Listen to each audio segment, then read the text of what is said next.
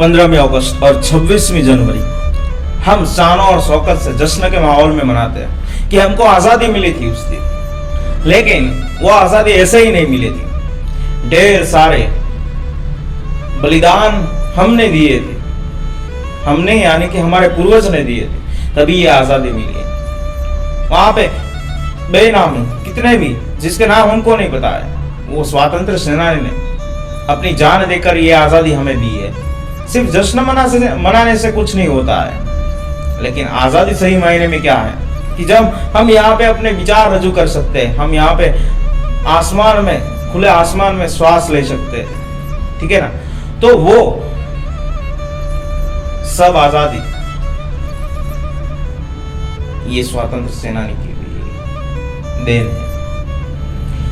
जब हम स्वतंत्रता संग्राम के इन वीर और वीरांगनाओं की बात करते हैं तो सही में हमारे रोंगटे खड़े हो जाते हैं। जी हाँ, ऐसे वीरांगना की बात मैं आपके समक्ष रजू करने जा रहा हूं। जी हाँ, मैं हूं घनश्याम ठुम्मर यानी कि आपका लेखक साहब, और आपके सामने आज झलकारी बाई का एक श्रेष्ठ और एक रोंगटे खड़े करने वाला बात करने जा रहा हूं। जी हाँ, झलकारी बाई छोटी सी उम्र में अपनी माँ को गवा देने वाली एक बच्ची थी। छोटी सी उम्र में अपना घर का सारा कारोबार अपने सिर पर ले लिया था। उनके पिताजी ने उनको ढेर सारी विद्याएं दी थी। वो पढ़ लिख नहीं सकी थी, लेकिन उसको तीरंदाजी, कुश्ती, घोड़सवार, ढेर सारी शस्त्र का उपयोग कैसे करते हैं ये सारी शिक्षाएं दी गई ताकि वो ताकतवर बन सके। सन 1830 में जब गुलामी के बीच जंजीर यहाँ पे पूरे भारत में जकड़ी हुई थी, उस दौरान झलकारी बाई का जन्म हुआ था। एक दिन वो लकड़ियां चुनने के लिए जंगल में गई। वहां पे उसके सामने बाघ आ गया और बाघ को देखकर वो डरी नहीं, लेकिन उसका सामना किया। उसने अपने सशक्त भुजाओं से वो बाघ का जड़वा चीर दिया। एक दिन गांव में चोर आए थे। सेठ के वहां सेठ दुकानदार थे, दुकानदार के वहां चोरी का मामला आया, और जब सामने ये लुटारे थे तो उसका सामना भी उसने डटकर किया और वहां से उसको भगा दिया। ऐसी थी हमारी वीरांगना झलकारी बाई। समय के अनुसार उसका ब्याह रानी लक्ष्मीबाई के अधीक्षक पूरन सिंह के साथ हुआ।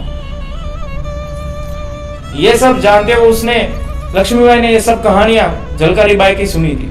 समाज के अपक्ष में जाते हुए, समाज के सामने खड़े होकर पूरन सिंह ने अपनी झलकारी बाई को मार्शल आर्ट्स की ट्रेनिंग दी थी। जी हाँ, मार्शल आर्ट्स की, ताकि वो सशक्त बन सके और भी तेज और भी बलवान बन सके। इसके लिए ये मार्शल आर्ट की ट्रेनिंग जब वो उसने पा ली, तब लक्ष्मीबाई ने देखा कि ये साक्षात दुर्गा स्वरूप है। उसने अपनी दुर्गा दल में उसको शामिल कर दिया, अध्यक्ष तक बना दिया, और ढेर सारी वहां पे भी तालीम हुई। 1857 में जब अंग्रेज ने रानी लक्ष्मीबाई के किले पर चढ़ाई कर दी, तब उसने रानी लक्ष्मीबाई का वेश धारण किया था। रानी लक्ष्मीबाई को लगता था कि एक रानी की जैसी उसमें शक्ति है, उसकी वीरता है, और जब वो ऐसी ही लगती है कि तेजवान है, तब रानी लक्ष्मीबाई की तरह उसने लड़ने के लिए तैयार हो गई। किले के द्वार पर उसने वहां पे जनरल ह्यूज रोज की सेना के साथ युद्ध किया। उसका फायदा यह हुआ कि रानी लक्ष्मीबाई अपने दत्तक पुत्र के साथ वहां से भाग चुकी थी और उसकी जिम्मेदारी पूरन सिंह को मिलेगी। ये सारा जो खेल था, उसने ये योजना थी, वो योजना किसी ने लीक कर दी थी और उसको भी झलकारी बाई ने गोली से मार दिया। ये जंग इतनी तेज हुई और उसमें झलकारी बाई को पकड़ा गया। इतना बंदोबस्त कड़क था, फिर भी झलकारी बाई वहां से छूटकर भाग चुकी थी। फिर सशक्त हमला हुआ और ऐसे युद्ध के अंदर उसके प्रति पूरन सिंह हत्या की गई और वो शहीद हो गए। वही झलकारी बाई को तोप गोलों के साथ उड़ा दिया गया। ऐसे ही 28 वर्ष की झलकारी बाई पूरी अंग्रेज सेना को अकेली धूल चटाती रही, और जब जनरल वहां के थे जिसने युद्ध किया था यहाँ पे झलकारी बाई के साथ उसने लिखा था, इतना प्रभावित हुए योज रूस, उसने लिखा था अगर भारत की 1% महिला भी झलकारी बाई जैसी हो गई तो अंग्रेजों को यहाँ पे रहना भी मुश्किल हो जाएगा। झलकारी बाई की वीरता को और आज उसकी पुण्यतिथि के समय भी उसको याद किया जाता है। उसके अनेकों लेख हैं, काव्य है, सामायिकों है। 2001 के अंदर उसके नाम की टपाल टिकट 2070 के अंदर भोपाल के स्थित उसका स्टैच्यू बनाया गया।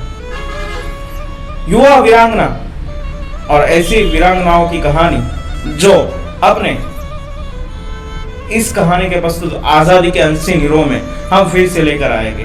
तब तक रजा दीजिए। अगर आपको कुछ भी पता है झलकारी बाई के बारे में हमें कमेंट कीजिए ताकि हमको पता चले कि ऐसी अनसीन हीरो की कहानियां कितनी हैं। जी हाँ, फिर से मिलेंगे, तब तक हमको विदा कीजिए और आप सुनते रहिए लेखक साहब को। शेयर कीजिए, लाइक कीजिए और सब्सक्राइब कीजिए। धन्यवाद। जय भारत, जय हिंद।